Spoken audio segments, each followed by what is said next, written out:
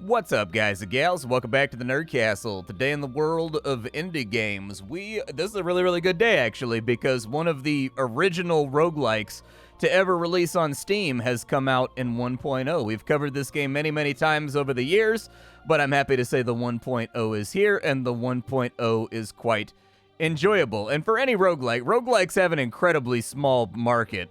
It's over-embellished by the games that randomly sell like 1 billion copies, but roguelikes, especially classic Berlin roguelikes like this one right here, they tend to have a much smaller market, and so they tend to kind of peter out and not make it to the release window just because not a lot of people are super interested in permadeath gameplay. Luckily, I am. That's one of my favorite genres, is like genres that actually have consequences and punishment for misplay. And so I like KeeperRL very much, but this is a game that seeks out to answer the question, what would happen if you tried to turn Dungeon Keeper into a classic Berlin roguelike? Like, how close could you get to that idea without sacrificing the general ideas of both of those different camps? And I think that KeeperRL actually does a really good job at it. It's a game with a lot of diverse gameplay, a lot of things to do, basically infinitely replayable with the amount of random stuff that can come up on a given run. And so we're going to play the game for about 30 minutes today and see if you wanted to add it to your wish list or if it's a big old pass for you. I got a link for you down below in the description. You can also find a link to my Twitch stream and my Discord, just in case you wanted to swing through live. Let's go ahead and get started. So there's a number of different factional options that you can go for at the beginning of the game. And actually, this game started out as like you play the bad guys, but it's very difficult not to notice that now there's more good guy options than anything else, in all honesty. And so I guess they must get a lot of play. But in the classic mode, you're playing Dungeon Keeper with an open world map where you can turn by turn raid your neighbors in order to steal their stuff. All of your units are customizable. This is the default classic experience where you play as either a wizard who is really bad in melee combat but has a number of powerful spells to aid in escaping, or you can play as the knight who is much more formidable in melee combat, in fact almost OP in melee combat once you get him going. But if he gets isolated and trapped by a lot of magic users, he's going to be in big trouble, and when you die, the game is over. You got to make a new base, you got to start over from scratch, so dying is what you want to avoid most in this title. You can also play as the good guys. The good guys over here are the same Dungeon Keeper experience. The only difference is you're building up kind of an underground lair for a secret order of knights that commune with the gods and summon angels and like angelic dragons and things like that to assist them in combat. Very fun stuff. We also have the undead over here, the necromancer. The necromancer, you collect all the dead bodies of everything you kill, and you use them like a currency, like coins or like money, to buy buffs and make more and more powerful necromantic creations to take over the world. You've got automatons, which is the gnomes. The gnomes are terrible in all regards, except for the fact that they build robots. And those robots are pretty chunky and pretty terrifying. You don't want to mess with them. So if the gnomes can survive long enough to make a big army of robots, they tend to get very steamrolly. We've also got the dwarvish colony over here. This is probably my favorite way to play the game and probably the closest to a roguelike experience as well. You start out with 12 dwarves. You never get any immigrants. Each of your dwarves is an individual character that levels up and can have like a different class. They are generally overpowered to compensate for the fact that losing one is basically permanent and you will never get another dwarf after that. But these guys right here, some very interesting decisions you have to make when playing as the dwarves, and so I kind of like them probably the best just because I really enjoy classic roguelikes, and this is the closest way to play outside of adventure mode. Just like Dwarf Fortress, this game has an adventure mode where you can make a singular character and wander around one of the worlds that is inhabited by all these monsters and demons and everything else, and just try to survive for as long as you can. For the sake of fun, I don't think that I've ever done the good guys on a video before. So I know that I've done the dwarves, I know that I've done the undead, and I've done a ton of classic playthroughs, but I've never showed you the good guys before. Let's play as the good guys. I actually like this faction quite a lot, but due to the theming of the game being kind of like a bad guy and slaughtering the world, I don't tend to play them very often because I like theming. It makes me happy. This actually looks like an okay place to start out living. We've got kind of some nasty enemies around us. Maybe we'll re-roll it. Map generation in this game has gotten a big overhaul since the last time I played the game.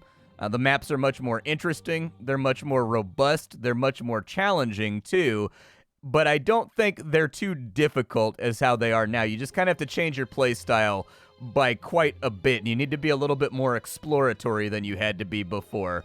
So starting out on this map, we start out with our knight, and we start out with a couple of peasants. That's all that we've got. Any character in this game, you can click on them and go into control mode, and then you can move them around to scout. Don't want to go in there. That's an enemy dungeon. So we just need to scout out the map a little bit and figure out what's around us, and hopefully not die in the process, and start building a base. This looks like a good little inlet for the start of our base, so I'm going to exit control mode. Our character only has 24 defense and 28 attack for right now. Those numbers are just like hard. You don't really have to worry about them too much. It looks like we got water right there. That's real unfortunate. I wish that we did not have water right there. So this will not be a suitable place to build a base. Either that or, yeah, I think that's an underground lake. So we may not be able to use this little inlet over here. That's okay. Let me undesignate all this stuff real fast, and we will go in from right here instead. I'm going to make a little cut right here while I get the base started. As I recall, human beings are terrible at digging, if I remember correctly. Yeah, pretty god-awful at digging, so it's going to take a little while before we get ourselves situated. Luckily, I can abuse the peasants as any good master would do in order to get them to work faster. You'll see my guy pistol whipping the peasants in order to make them go faster. Let me get the basics of a base set up, and when we start designating rooms, I'll drag you all back in, and we'll start talking about some of the fundamental things you need to do in early game KeeperRL in order to have a successful run. About halfway there, and I've got myself a couple of designated areas here. This is going to be kind of the inner sanctum where we put like our throne and torches and things that boost golden statues of heroes and things like that that are going to boost up our population cap. This is going to be our training arena so that anybody that's training is already at the front of the base so that if we get attacked from the outside, I don't need to muster them or anything else like that. And then we've got a number of little collaborative storage rooms over here that are underway.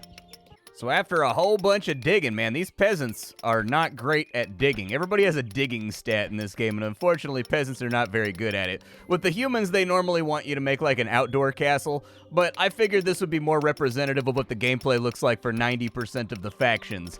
So I'm kind of forcing the humans outside their comfort zone right now. Now that we have locations to put things, I'm going to go ahead and put a storage area right there. That's going to be for all of our raw material. And then on this side, we're going to have an equipment area, which will be nice for us to have. We also need to have a workshop, a place to start crafting the basic items that are going to raise up our attack power and also our defensive power, because those things are huge going on into the game, and you definitely don't want to get yourself into trouble before that. This game is all about preparation. This game is all about being cautious, and it's all about being paranoid. We're going to need training areas so that we can start building up an army. So I'll put in some wooden dummies, I think, down here. Just a little row of them. Not too many, but enough to support our army kind of in perpetuity. And so 15 should be enough. The population caps in this game, from my experience, don't get absolutely ginormous. You get up to, I think 50 or 60 units is usually where I end up when eventually the run torpedoes. And then we've got to send some guys out to chop down some trees, but we're not going to do it up there because there's an entrance to something. However, through this right here, I've noticed that there's a bed right there, so it's super possible that we may actually be sharing a tile with dwarves or gnomes, one or the other, which would actually be really good because they will be friendly to our plight and will actually have an ally on the map to serve as a buffer just in case we have invaders or whatever else come in. You'll see the peasants start to gather up all the wood. They'll bring it on over here to the training dummies. The next thing that we're going to need is workshops, so I'll go ahead and throw in a couple of workshops down here in this larger area right next to the storage. Human beings like light, and so I would suggest having a whole bunch of torches and things around it, just kind of like illuminate areas and make them look a little bit nicer. It'll also make the game a little bit brighter so that you, as a viewer, are not sitting here squinting at the screen quite as much as before. It's also important to note that as a quirk of the way this game works, with just the way that it iterates and it moves up through the turns, your characters will not build anything until they have that stuff in the stockpile. So there's not going to be a situation where they'll grab wood from outside and take it straight to a construction project. They're going to drop it off at the storage first, because effectively these resources are invisible as far as the game is concerned until they've been put inside some kind of requisite storage. And like that, the base is done, and what you'll see is that our keeper is going to start training now. This is important because if you look at this little stat right here with the sword and the plus, like 0.27 next to it, he can train in order to just flatly raise his attack stat. And so going into kind of like the mid and the end game, we're sort of aiming for an attack stat around like 65 or so would be a good spot to be at, where you should start to feel confident about your character surviving, maybe 50 mitigation on in there. These are the training dummies. They do look different depending on what faction you're playing. But the nice thing about the dummies is that we can now start recruiting an army. We also need a sleeping area, like a quarters, I guess, for all of these guys to rest inside of, which may necessitate a little bit more building, unfortunately. For now, a general purpose barracks will do it, but as you get further on into the game, there's a new mechanic that I don't think I've seen before. It came up on stream the last time I played, where you have to have personal quarters now for when your units hit like a certain level and they get to a certain level of strength. They want their own room, otherwise they will refuse to level up any further. And so I actually like that mechanic. It makes it a little bit more personal, and it leans into the dungeon keeper aspects of the game that I think make this whole thing pop. Since we needed to get some beds on in, I do have a little bit of wood right now. Not a ton, but like a little bit.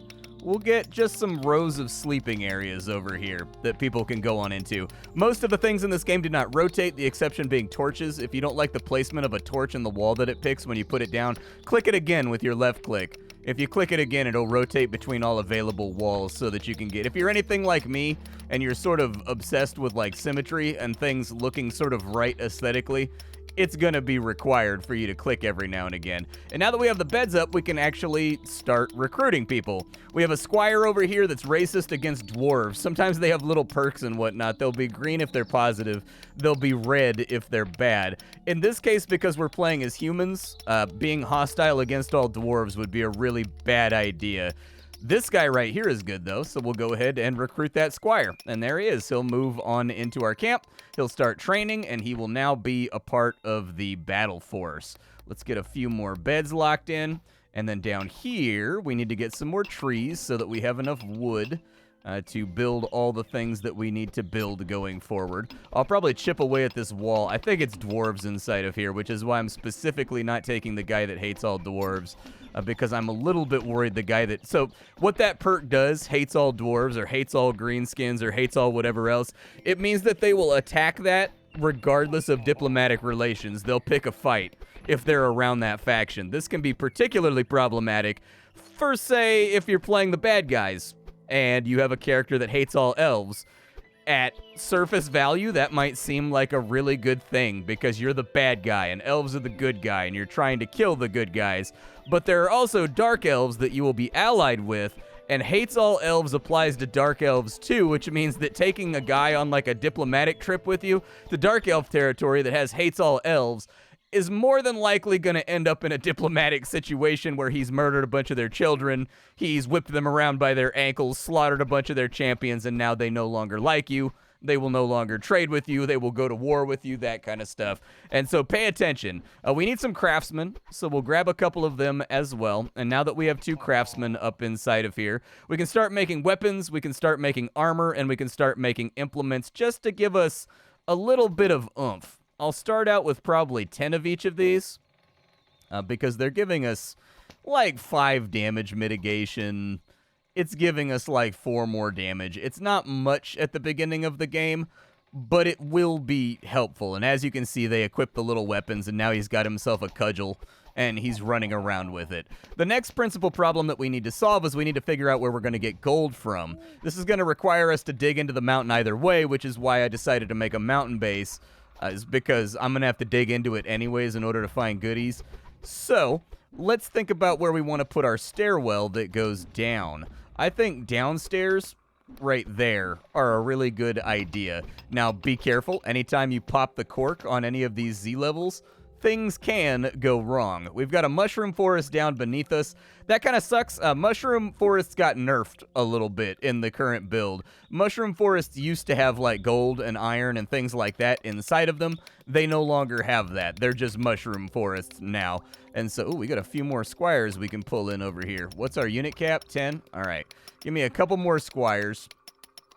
And then we will also probably try to grab a couple archers, or maybe try to grab ourselves a wizard or like a mage or something like that to round out the battle force. But our little army is growing, and we can assign them into little tactical teams down here if we desired to do so. Whoever you put in first is the leader. That's the character that you're going to control. You can hot swap between these characters as you see fit, but we're going to want them to have weapons. We're going to want them to train. We're going to want them to put on armor. We're going to want them to kind of equip themselves before we start making trouble with the neighbors. This floor is not looking great, so my suggestion would be some upstairs as well. One of my minor pet peeves with this game, the stairs don't match. All they need to do is flip this graphic around for the downstairs or for the upstairs, and you could make them be a contiguous sprite, basically, for up and down, all in the same spot. For some reason, the sprites are reversed, and so it's kind of weird like that. Looks like we've got some iron on this floor. Looks like we've got ourselves a little bit of goodies there. However, that's not what we're looking for. We are looking... Is that just open space right there? We are currently looking for gold. We need to find like a decent gold mine. And so levels go up as well as down. That would be something that I would strongly recommend that you keep in mind as you're playing the game. Unfortunately, since the mountain is receding over here, I'm going to have to drag over on this side because you can only build stairs on an inside tile, and this counts as an outside tile.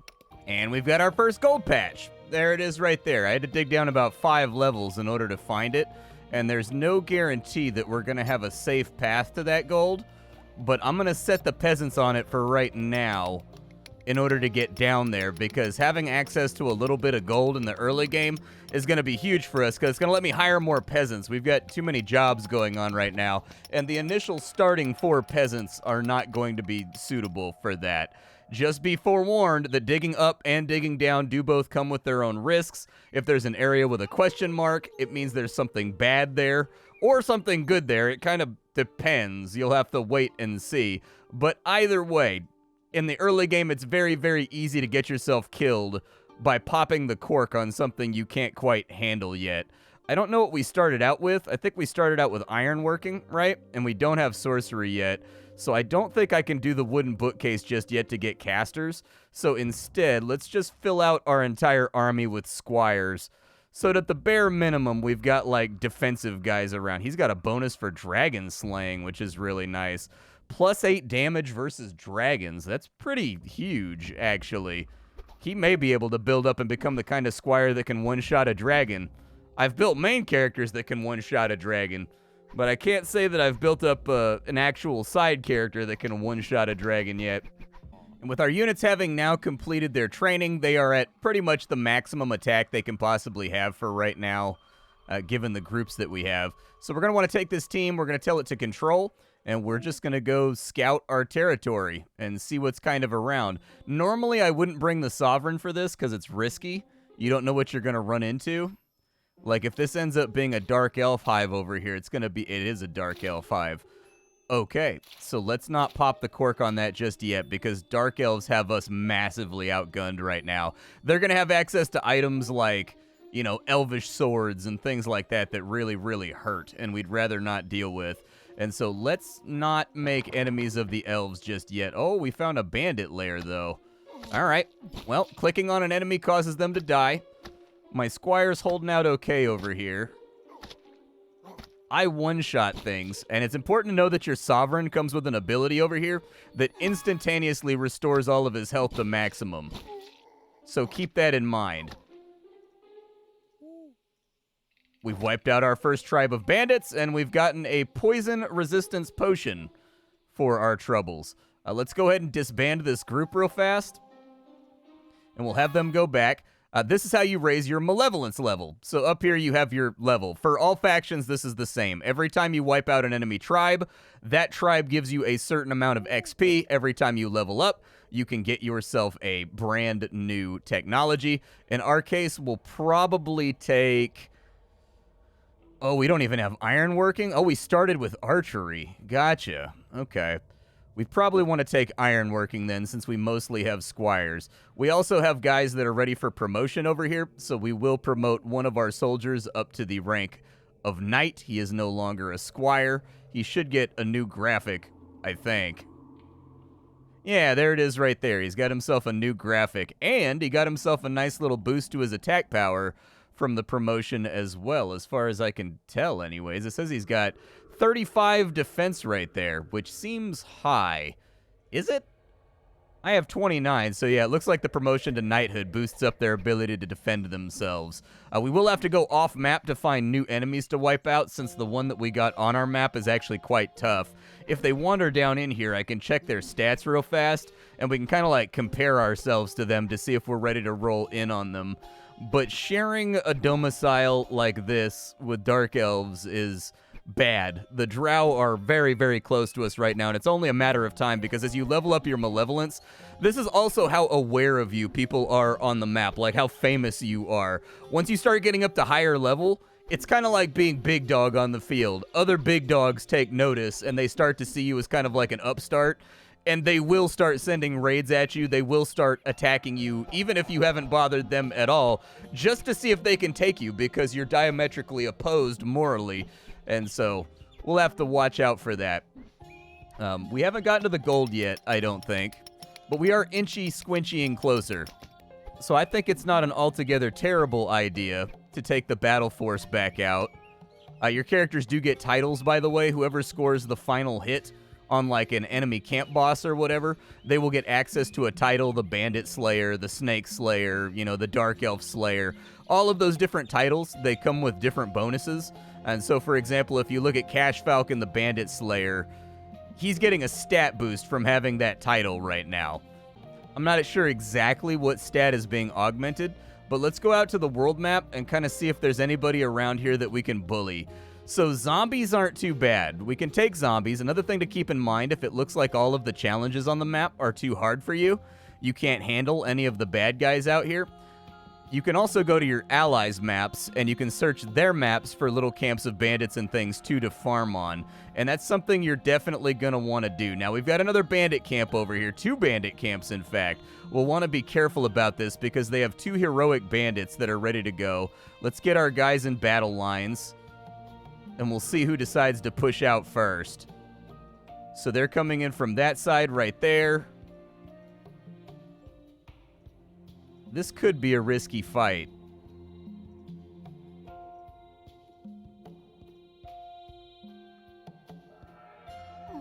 They're going to hold so that they get the first hit. It looks like we lost a couple guys, maybe.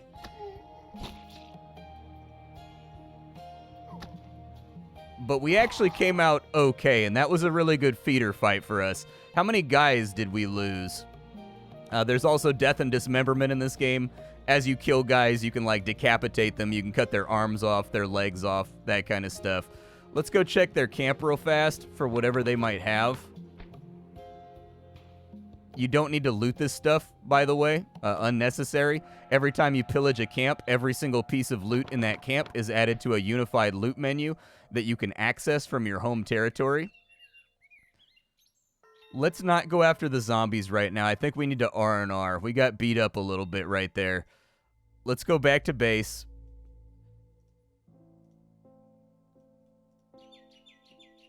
And we'll just kind of work our way down here. If the Dark Elves attack right now, though, it's going to be really, really bad for us, because we're kind of like in a wounded, messed up state right now. We'll exit control mode. We did lose one of our squires right there, so we will need to pick up a replacement squire. That's what I was kind of worried about. There was a lot of bloodbathing and death happening that had me kind of nervous on that front. How we doing on that gold pile down here? We have not made very much progress, unfortunately. However, we do have some pillaging to do. So I will take, I'll take the +5 club. I'll take a key I'll take the short bows because that's going to allow me to recruit an archer. You can just say choose all if you want to. I don't, but you can. We got $7 right there and summon fire elemental. Okay, and then you can right-click on those to dismiss them and thus discard all of the loot that you're not interested in. We do have another promotion available, so I would recommend adding someone else to the knighthood, and then we've also got ourselves another research, which I will more than likely spend, I think, probably on chicken breeding, maybe? Chicken breeding would be a good pull, and sorcery would be a good pull as well. Let's go with sorcery, because that'll allow us to pick up a couple of clerics or wizards to help out in the fight. Clerics will kind of hang back and heal you as necessary, and so they've got like a little Cure Light Wounds spell that evolves over time and becomes a much nicer spell as they get stronger. We don't have any available right now for recruiting, but if I see one come up, I'll go ahead and snag it. Human beings also have access to mounts. I mean, every faction has access to mounts, but we can start bringing in horses too. It's nice to have a mount because the enemy kind of has to kill your mount before they can kill you. And so it gives you a very, very nice HP buffer, and plus the mount also attacks along with you and whatnot. They're like destroyers. You can get dogs, you can get all kinds of supplementary critters that run around to help out. The downside to that is I need to build it outside, and I'm worried anything that I'm going to build might trigger the Dark Elves before we're ready to handle them. And so I've got a whole bunch of mining going on right now.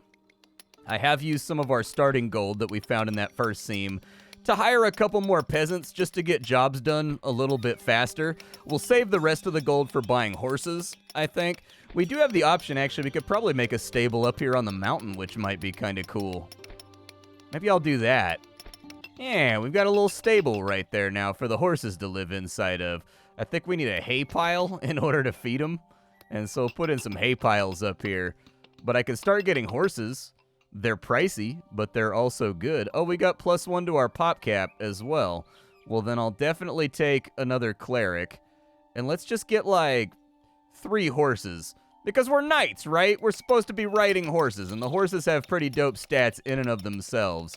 So it might not be too bad. Oh, we got a little bit more population as well right there. Well, now I got to decide what I want to do with that. +6 damage on a steed. Okay. They should auto-equip the steeds as far as I know, and like utilize them if we put them in the battle group maybe. I don't know how they claim horses, but they'll claim the horses. I've had other characters when I was playing as the goblins who they have wolves that they ride. And so I've had wolves that they just seem to like auto-ride. I don't know if I need to like assign these guys to anybody. It looks like the horses are prioritized for guys that are promoted from what I can tell going through. So all of the knights have taken a horse already. But that'll be good. Horses are really, really good. Give me another cleric right there. And we'll throw these clerics into the battle group real quick. I think I'm missing a squire in this battle group too. There we go. Good news. Due to the tireless efforts of our poorly abused peasants, we now have access to iron as well, and not a small amount of it. So it's time for us to move up the tech tree a little bit, because if we want to take out those elves, that's my only concern right now is like, how can I kill those elves? Those elves that are sharing a wall with us. They just gotta go, dude. The base is turned up too high on their TV. They're always clompy-stomping around. I can't stand it. They gots to go. And so we'll put in a couple of anvils down here as well. I don't know if any peasants are going to have time to do that, but we'll put in the anvils down here, and then we'll do our best to queue up a whole bunch of activities to make swords, to make chainmail, to make helmets, and then we will have a battle force that is ready to go out into the field and, like, scrum with most of the early game targets without threat. And there's our new beautiful anvils. Let's go ahead. And let's get a chunky autosave out of the way first. I don't know why, but the autosaves take forever in this current 1.0 build. I haven't been able to get to the bottom of why. We definitely want to have as many armors as we can stack up. So if we can get chain armor, and then we can also get swords, I will be very happy about our situation. You can upgrade these things. There is item customization. There are enchantments and things you can put on your items as they go through the game to make them stronger. Did we get all the iron up here? We got a little bit of iron left. Was there any iron on this floor? There is iron on this floor, but I think it sounds like we have a wolf pack up here, so we'll probably have to take care of that. I don't know how tough they are. As a general rule, the deeper into the ground you are, or the higher up into the air you are, the nastier the enemies can be, and it can actually become a tangible issue. But we'll wait until we at least get our attack power sorted out, and I see everybody walking around with swords. And while we're in the market for it, I think we should probably wipe out this group of wolves that are up here, too. So let's go ahead and use the stairs.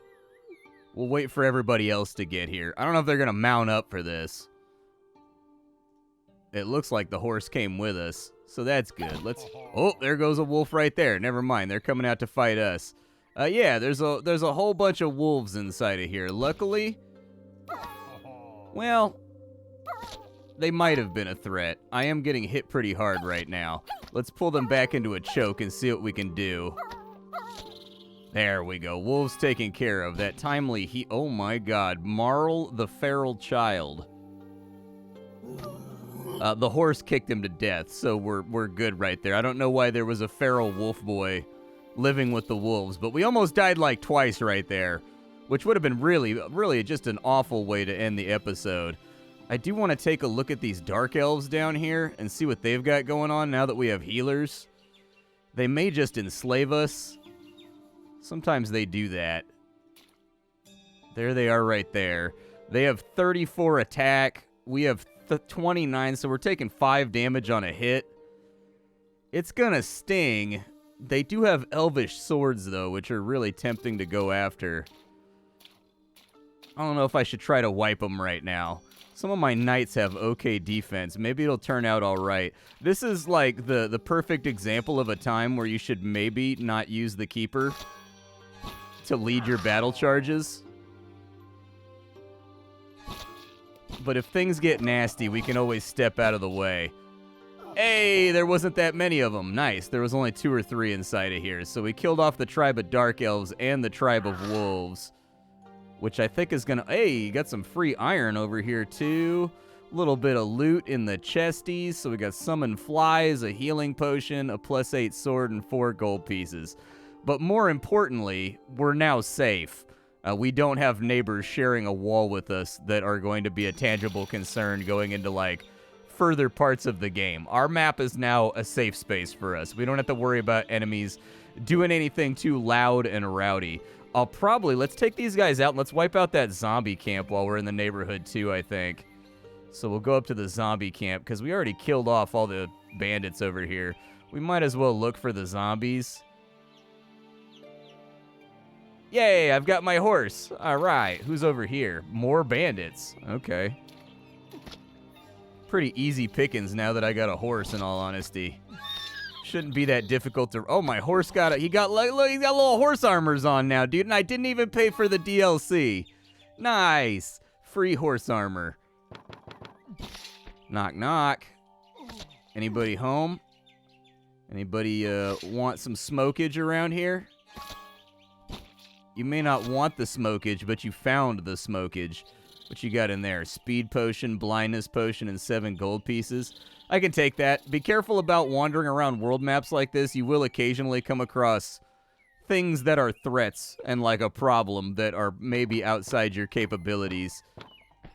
We also want to be really careful about going downstairs. So usually you have the ability to push past your own units to fight the enemy. But on stairs, if someone's blocking the stairs, you can't get back out sometimes. And so it's possible that you may descend down onto a floor that you can't handle and then not be able to retreat. That's my warning right there. Whole bunch of zombies in here that can all get got. I definitely want the XP, so there goes the last zombie right there. Is there any more loot up this way? Okay, so we've got a bunch of scrolls and things that we can loot. Let's go back up the stairs, and as far as I can tell... Well, it looks like there's something else. More bandits, dude. Apparently, we're just in a state of chaos right now in the kingdom. That's okay. The first thing that a great knight or king must do is bring stability. Now, there is slavery in this game, so I can capture enemies and I can put them in pens, and then when you capture them and put them in pens, they will come and work for you, just like peasants do. This is an easy way. So, for example, the dwarves want to make extensive use of enslaving enemies because they don't have enough workforce to get things done fast because there's only 12 of them. And so I would highly recommend you take a lot of prisoners as the dwarves, possibly as the necromancer as well. But let's go ahead and exit control mode. They'll go back home. And we've now wiped out a couple of maps. We've got 2 researches ready to go. We've got 2 more knights ready for promotions, so we'll just go ahead and throw 2 more knights on in there. We do want chicken breeding in order to bring up our... We want chicken breeding to bring up our pop cap, which will be really helpful.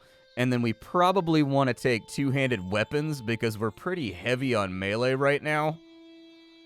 Worship would be nice. It allows us to get priests, and it allows us to summon angels and, like, cherubim and seraphim and things like that that'll come aid us in combat. We could also get advanced sorcery, which would allow our priests and whatnot to be quite a bit more powerful. Let's go with worship, I guess, for now. And then we need to pillage all these camps. So there's a couple of boots and things we can take right there, a free chainmail armor. These guys right here have a bunch of elven swords, which are great. They're a pretty flat upgrade to the normal swords, so we'll take those. These guys, not a whole lot to be spoken of, but the +3 defense amulet is very stellar. That's a really good item to have. We got healing and short bows, and then for the zombies, it looks like we've just got a whole bunch of nothing. But that's the beginning of KeeperRL right there. As the game goes along, you are 100% going to go up against much nastier threats. My character now looks a little cooler, too, because he got up to a higher level. So that's good. 35 attack is really great, and 33 armor is really nice, too. And so they're all going to re-equip themselves from the stocks that we just took.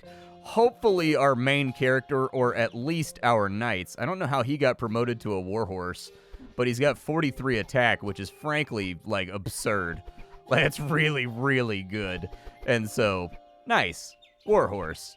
He doesn't get added to the team. I'm guessing that that's just my personal destroyer that I've got for if problems come up. We got a little bit more cash coming on in. Population is growing. Let's go up to this floor up here, and I actually think it'd be a pretty good idea to put our chicken farm up here. We've got the space for it, so, like, why not? I think it only takes up, like, a 4x4. And so having all of our farming up on this mountain overlook is kind of like an idea that, for some reason, attracts me. I don't know why I like that idea so much, but I like that idea very, very much. We also need to get the peasants going at digging towards this iron down here, because we will no doubt end up needing said iron for future war efforts. Lots and lots of things in the game require iron. We do have a free priest right there. I will take the priest, although I don't know what he does. What does the priest do? He doesn't look like he has anything right now. He needs to go train, I think. He needs to go read from the books. The books of holy knowledge before he's going to be crazy useful to us. But KeeperRL, it's a really fantastic game. I highly recommend it. It's got a ton of quality life. There's hotkeys for everything. Your allies fight smart. The enemies fight smart. You saw them taking formation in that big field battle with the bandit army. They will, like, swap in with each other, too, so they won't just fight to the death. When their HP gets low, they'll step out of line of contact, and someone else will step into their place, and they'll wait for, like, a cleric heal before they go back in unless they get pressed again. The game has just improved by leaps and bounds, even since I covered it last, which was not that long ago. The developer has also stated plans for post-release support. He said he's got at least a couple more armies that he wants to add to the game that will all have their own particular gameplay style, and given how each of the armies already plays very differently from one another as it stands right this second, I think that's really exciting. So I think KeeperRL is great. I think it's a game that's really come into itself over the years. I highly recommend the 1.0 for anyone that thinks Dwarf Fortress might be a little bit too intimidating but still wants a lot of those same attributes in a title, but like everything kind of manages itself. This is a very, very nice lightweight replacement to Dwarf Fortress, a very, very nice lightweight roguelike adaptation of Dungeon Keeper. I think it's great. I always end up coming back to it. Like I said, over the years, I've accumulated around 50 or 60 hours in the game. I occasionally come back in and dump like another, 2 or 3 runs into it just to play around with new things. It's always got something new to check out. The developers continue to support it after it's come out in 1.0 as well. He's already got like 1.1 plans, 1.2 plans. And so it seems to be growing and getting better and better and better. Easy recommend for me. I'll see y'all later. Bye, folks.